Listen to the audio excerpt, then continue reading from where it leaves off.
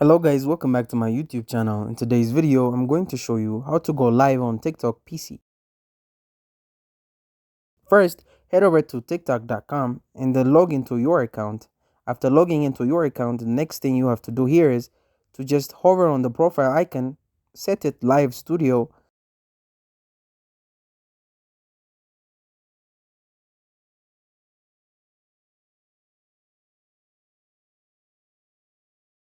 and then you need to install the live studio software on your device, TikTok Live Studio for Windows. After you have installed it, log into your account on TikTok Live Studio application and then add a scene from here and then just click here